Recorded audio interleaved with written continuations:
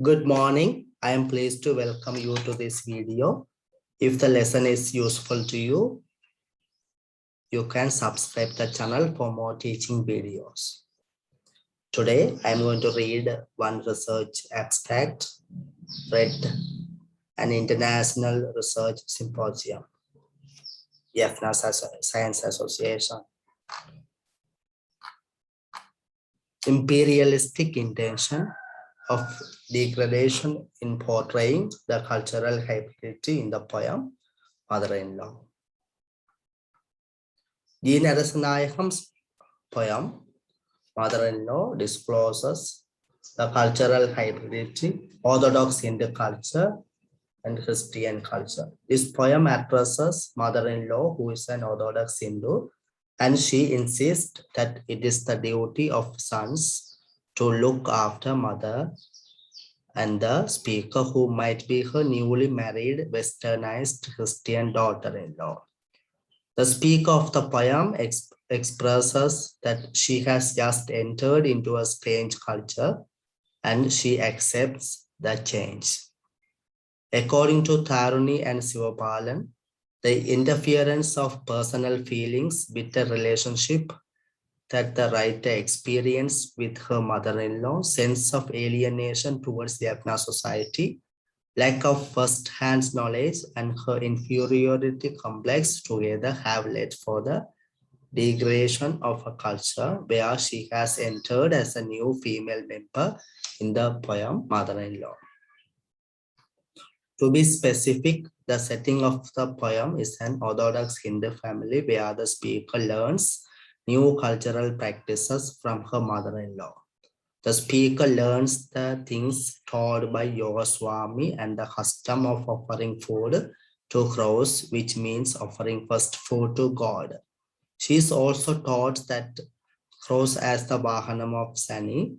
The contradiction arose when the mother-in-law ordered not to eat fish or meat in the house, as the mother-in-law is a pure vegetarian, while the speaker is a non-vegetarian. She is a pure vegetarian, won't touch Christian meat, egg, fish. Even the dogs in the house are also not given fish or meat. The mother-in-law addresses the granddaughter as flesh eaters.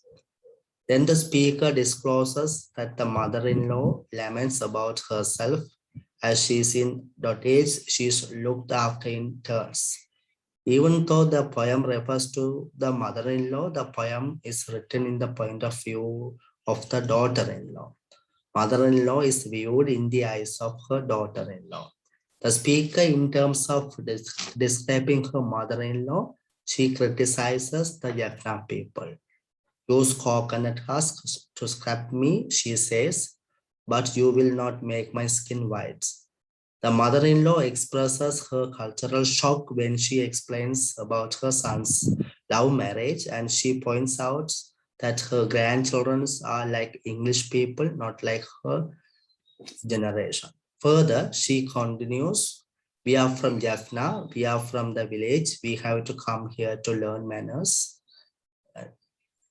Those lines you can read.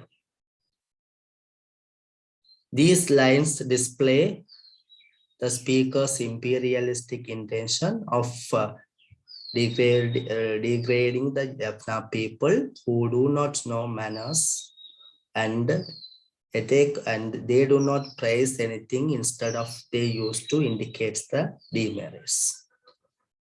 At this juncture, the interrogation arose whether the speaker tries to define the Jaffna people through these ironical statements, or as it rational defining a society in terms of manners and etiquette.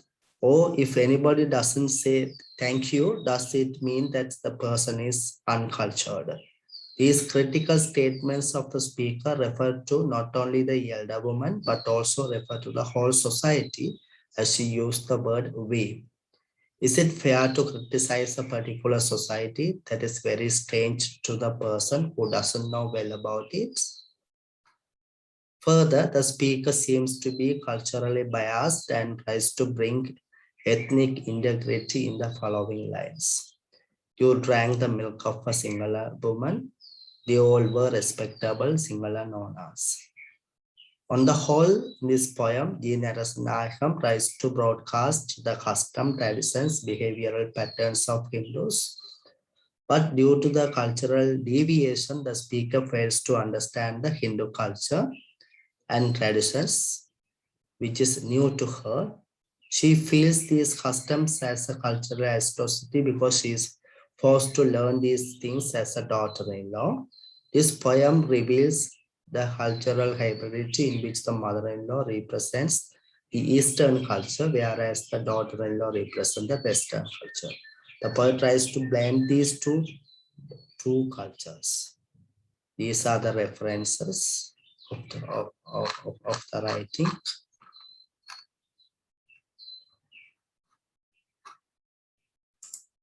Thank you.